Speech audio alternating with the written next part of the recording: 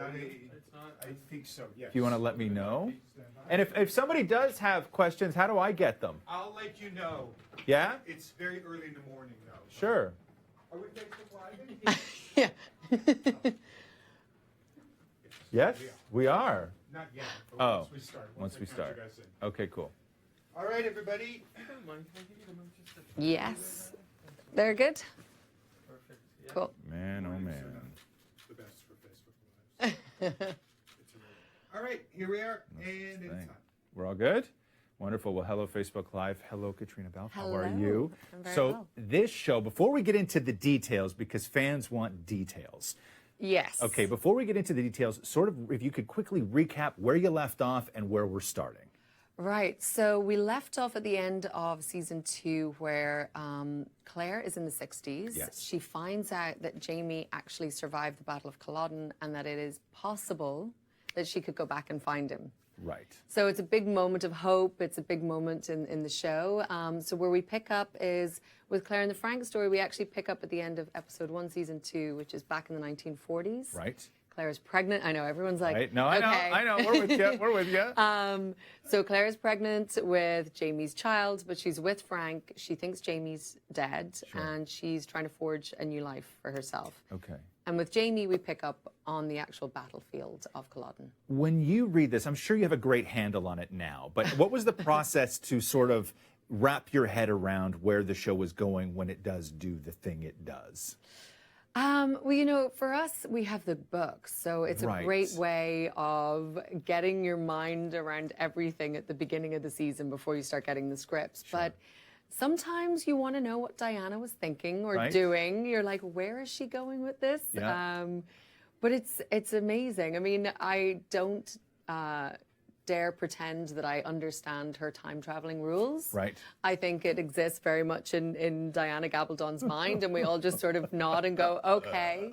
But it allows the show to kind of go anywhere, which it does, and I think it just makes it exciting. When you land in a specific spot, do you have a favorite? Or are you like, oh, can we just stay here forever? This is amazing. I love everything about this. I would be happy if we just did the show here forever. Well, I love different parts of different things. I mean, when we get to, like, Sam and I think we're both 2 kids. We're the happiest when we're getting to horse ride across mountains and, you know, in these beautiful Scottish glens and stuff. So that feels very much like our show, but you know, the ease of the 1960s clothes, I'm like, if I could wear these clothes but go back in time, that would be I was going to say great. it. And it cuts down on the day, too. It has to. Being able to throw something simple on has to cut down on time. You're Obviously, there. yes. I want to get into some specifics from some super fans here from episode 1. So, quote, some pretty major things happen in this episode, which we already know. Jamie finally gets his revenge on Blackjack. So when he seemingly kills him, was it satisfying for you to read that in the script? Did you, as somebody who is so involved in the show, have the same reaction as everybody who was watching Of course. that happen? Yes? Yeah. It's always good to see someone get their comeuppance, isn't it? Right, yes. We were all like, yeah. No, I mean, it's a great moment. It's a great moment in the show. And I think, I mean, obviously, we do love Tobias. So, Yes, I mean, there's always a part of you that's like, oh, poor Tobias. But no, for Blackjack, yeah. Get rid of him. The baby has red hair like Jamie, not Frank. Explain. You know, I just don't know how that happens.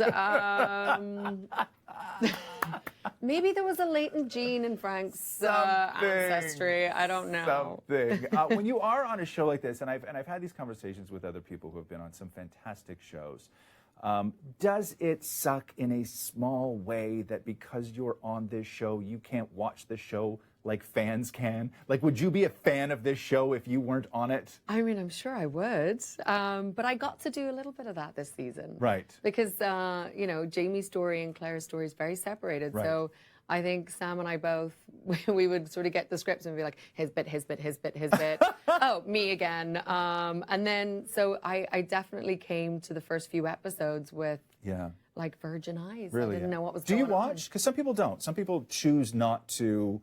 I have to, You just do. because it's been over a year since we filmed the first few episodes, just to remember. Right. I feel like I have amnesia. Yeah. Like I I don't remember what was in what episode, and because we don't film them all in in a linear way, true. so to be able to talk about it and to be able to remember what you did, Right. I watched them once. What do you do when you finally come out of that world, when they, say cut on the last day of a season? What do you do to sort of, what's the one thing you do that you know will separate you in life from that person you are on that show? Cut my hair? No. It depends. I do like to try and at least take a week where I just turn my phone off and just Really? sleep and just don't have anything to do with the show for just a little bit. Yeah. I mean, I think you have to. And we have to talk about the fans. Yes. Because they are so huge. They're awesome. They're awesome. What's it like when you meet them? You are now in that world of being on a show that has these super fans. What's that like for you?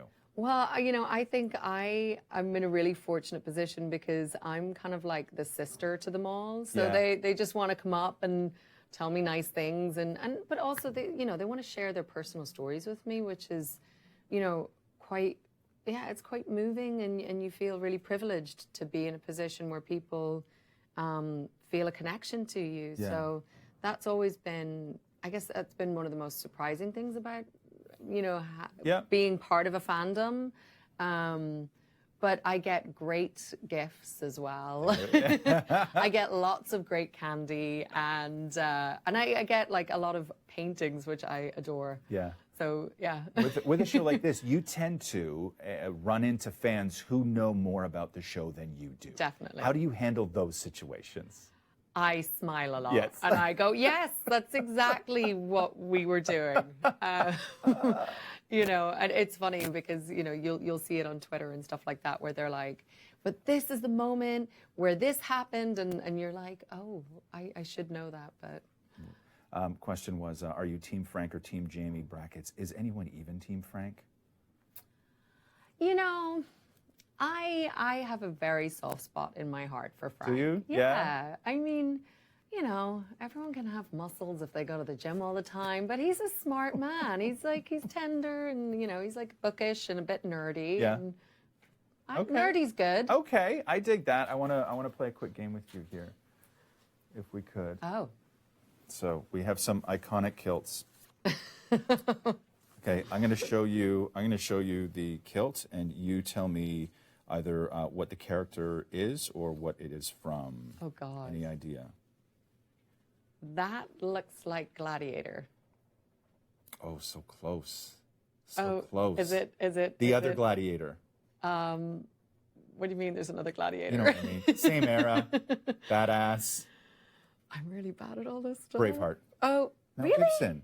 Is that Braveheart? Yeah, Mel Gibson. I didn't think he was as leathery. And they did not take Like his costume, not him. It doesn't have a head. You're not leathery, Russell Crowe. They did not take his freedom. Here's another one. Very short kilt, by the way.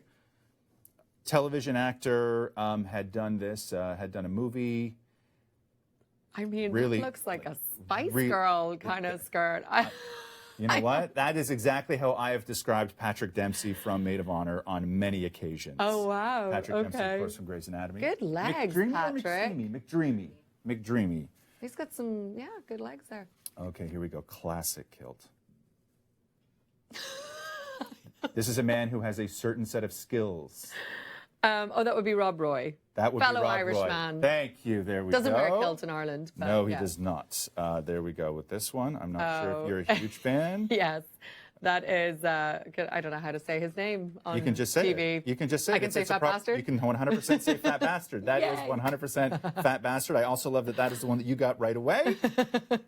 Says so much about And me. and finally, we will end with this. Oh, I don't know. Who is that? Oh, gee, A bit who? Nobbledy knees. That would be Let's the continue. dashing Sam Hewen. Yes, there you go.